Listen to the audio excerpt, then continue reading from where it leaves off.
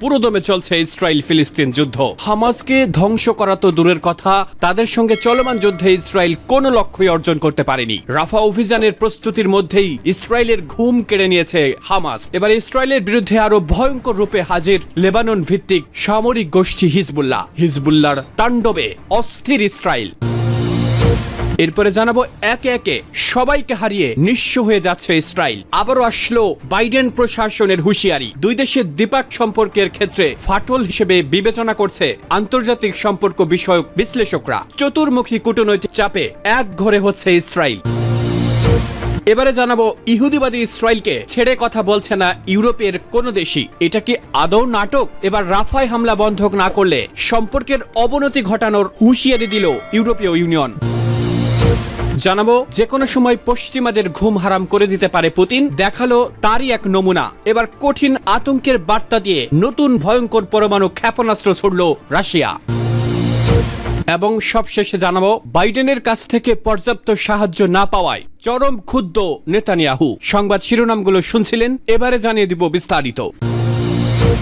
Hezbollah তাণ্ডবে অস্থির Israel. ফিলিস্তিনের স্বাধীনতাকামী সংগঠন হামাসকে ধ্বংস করা তো দূরের কথা, তাদের সঙ্গে চলমান যুদ্ধে ইসরায়েল যে কোনো লক্ষ্যই অর্জন করতে পারবে না সেটি স্বয়ং আমেরিকার নীতি নির্ধারক থেকে শুরু করে সামরিক কর্মকর্তারাও মেনে নিলেও রাফা অভিযান এগিয়ে নিতে এখনও অটল ইসরায়েলের খুনে নেতা নেতানিয়াহু। তবে রাফা অভিযানের প্রস্তুতির মধ্যেই ইসরায়েলের ঘুম কেড়ে নিয়েছে হামাস। প্রতিরোধ যোদ্ধাদের নতুন কৌশলে চোখে সর্ষে ফুল দেখছে ইসরায়েলের সেনা। ঠিক তখনই ইসরায়েলের বিরুদ্ধে আরো ভয়ঙ্কর রূপে হাজির লেবানন ভিত্তিক সামরিক গোষ্ঠী হিজবুল্লাহ। তাদের বিপজ্জনক আক্রমণে ব্যতিব্যস্ত ইসরায়েলকে দিশেহারা করতে তৎপরতা বাড়িয়েছে হামাসের সবচেয়ে বিশ্বস্ত সহযোগী লেবাননের প্রতিরোধ আন্দোলন হিজবুল্লাহ। লেবানন থেকে ইসরায়েলের বিভিন্ন শহরে ক্রমাগত হামলা চালিয়ে তেল আবিবকে অস্থির করে রেখেছে লেবানিজ যোদ্ধারা। প্রতিদিনই আক্রমণের ধার বাড়াচ্ছে নাসরুল্লাহর শিষ্যরা। ইসরায়েলের প্রতিরক্ষা বাহিনী আইডিএফ বলছে মঙ্গলবার লেবানন থেকে মাউন্ট হারমনে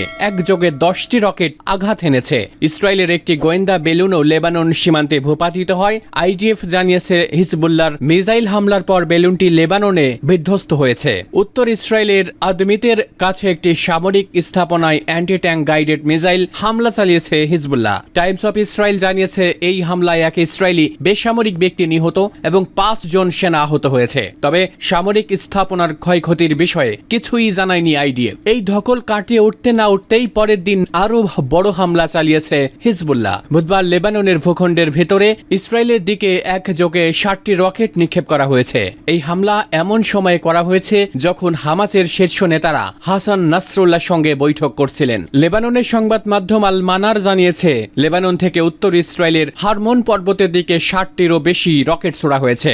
আইডিএফ এর বরাতে ইসরায়েলি সংবাদ মাধ্যমগুলো জানিয়েছে বিমান প্রতিরক্ষা বেশ কয়েকটি রকেটকে থামাতে পারলেও বাকিগুলো আঘাত করতে সক্ষম হয়েছে। হামলার দায় স্বীকার করেছে হিজবুল্লাহ। নিজস্ব ওয়েবসাইটে প্রকাশিত এক বিবৃতিতে আধা সামরিক গোষ্ঠীটি জানিয়েছে যে তারা মাউন্ট হারমনের এয়ার ট্রাফিক কন্ট্রোল ঘাঁটিতে কয়েক ডজন কাতিউষা রকেট, ভারী রকেট এবং আর্টিলারি শেল নিক্ষেপ করেছে। হিজবুল্লাহ আরও দাবি করেছে বিতর্কিত শিবা ফার্মস এলাকায় একটি ইসরায়েলি এলাকায় নতুন করে স্থাপিত গোয়েন্দায় ঘাঁটিতেও হামলা চালিয়েছে। গোষ্ঠীটি বলেছে মঙ্গলবার রাতে ইসরায়েলি ড্রোন হামলায় হুসেইন ইব্রাহিম মক্কি নামে তার একজন কমান্ডারকে হত্যার প্রতিক্রিয়ায় বুধবারের আক্রমণগুলো করা হয়েছে। লেবাননের ন্যাশনাল নিউজ এজেন্সির এক প্রতিবেদনে বলা হয়েছে দক্ষিণ লেবাননের টায়েরে এলাকায় একটি গাড়িতে চালানো ওই হামলায় হিজবুল্লাহর 2 সদস্য নিহত হয়েছেন। তাদের মধ্যে একজন ফিল্ড কমান্ডার ইব্রাহিম মক্কি রয়েছেন। ইসরায়েলের সেনাবাহিনীও এ খবর নিশ্চিত করেছে।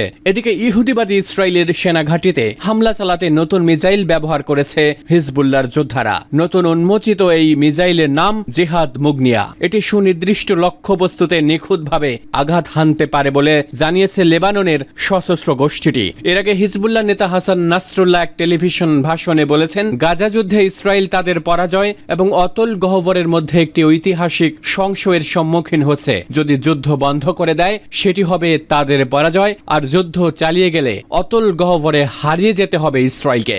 মুখী কূটনৈতিক চাপে এক ঘরে ইসরায়েল। গাজা উপত্যকায় গেল 8 মাস ধরে স্থল ও ও আকাশ থেকে হাজার হাজার পাউন্ড বোমা ফেলেছে ইসরায়েল। এসব গোলা বারুদের আঘাতে ধ্বংস হয়েছে হাজার হাজার বাড়িঘর সহ বহু অবকাঠামো, কেড়ে নিয়েছে ৩৫,০০০-এর বেশি ফিলিস্তিনের প্রাণ। জাতিসংঘের হিসাবেই গাজার পুনর্গঠনে লেগে যাবে ৮০ বছর। এরপরও থামতে নারাজ মধ্যপ্রাচ্যের বিস্ফোরা ইসরায়েল গো ধরে আছে গুড়িয়ে দিতে হবে রাফা শহরকে। গাজায় এমনিতেই মানবিক সংকট চরমে, শোনা যাচ্ছে দুর্ভিক্ষের পদধ্বনি। সেখানের বেশিরভাগ নারী শিশু এক বেলার খাবারও পাচ্ছেন না। এমন পরিস্থিতিতে গাজার লাইফ লাইন হিসেবে বিবেচিত রাফা শহরে যদি ইসরায়েল পূর্ব পরিকল্পিত সর্বাত্মক অভিযান শুরু করে, তাহলে মানবিক সংকট আরো ভয়াবহ হবে। সেটি বুঝতে পারছে বিশ্ব মডেল আমেরিকা সহ সব দেশই, শুধু বুঝতে পারছে না দখলদার ইসরায়েল। ফলে রাফা অভিযানকে ঘিরে কূটনৈতিকভাবে চতুর্মুখী চাপে রয়েছে ইসরায়েল। হামাসের সঙ্গে যুদ্ধবিরতি চুক্তিতে রাজি না হয়ে রাফা অভিযানে অটল থাকায় যুক্তরাষ্ট্রের মতো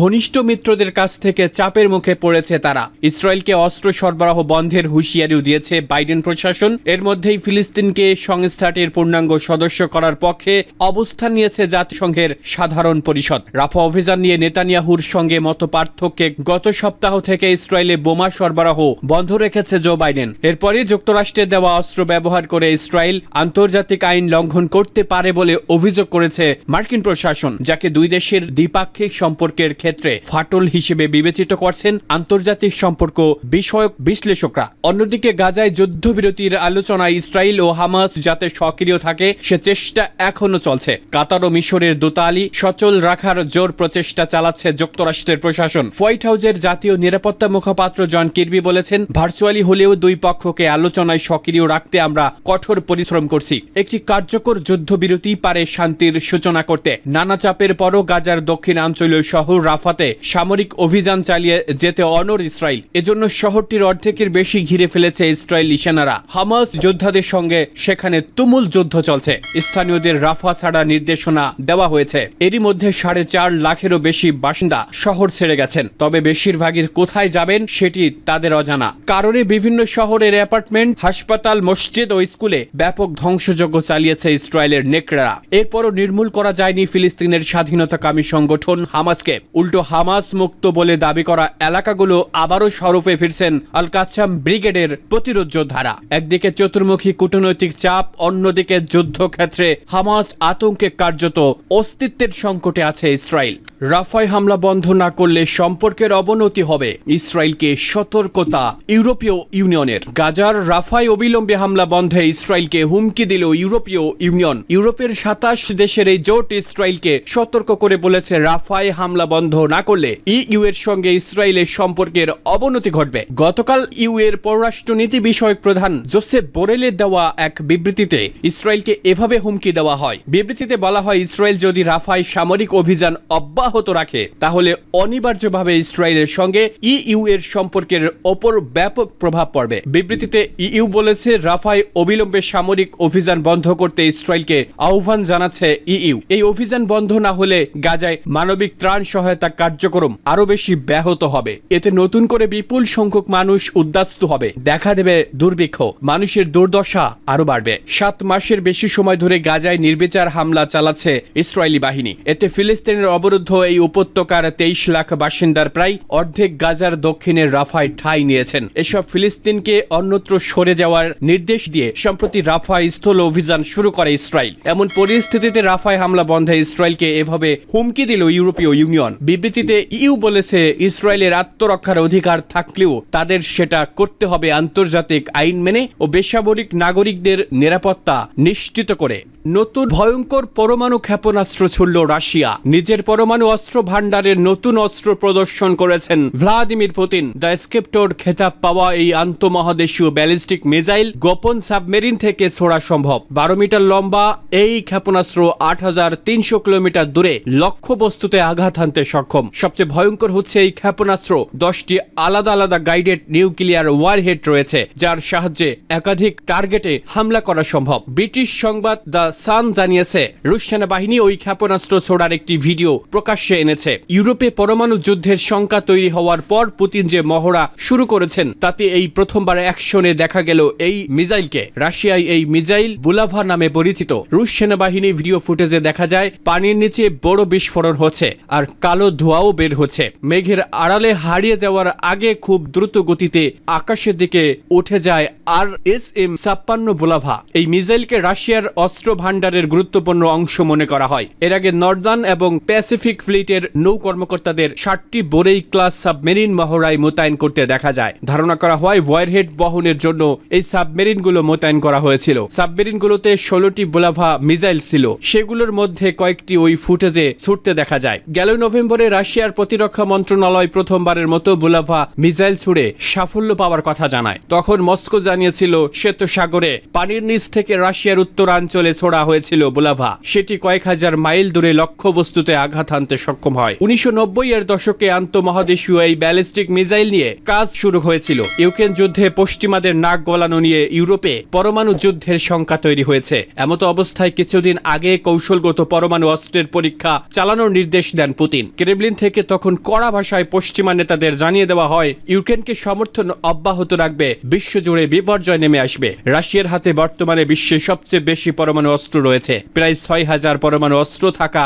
রাশিয়ার কাছাকাছি রয়েছে একমাত্র যুক্তরাষ্ট্র। কিন্তু গেল কয়েক সপ্তাহ ধরে ন্যাটো ও রাশিয়ার মধ্যে যে স্নায়ুযুদ্ধ চলছে তাতে নতুন মাত্রা যোগ করেছে বুলাভার পরীক্ষা। পুতিন যে যুদ্ধ জয়ে যে কোনো কিছু করতে প্রস্তুত, এই পরীক্ষা যেন তারই নমুনা, এমনটা বিশ্বাস সামরিক বিশেষজ্ঞদের।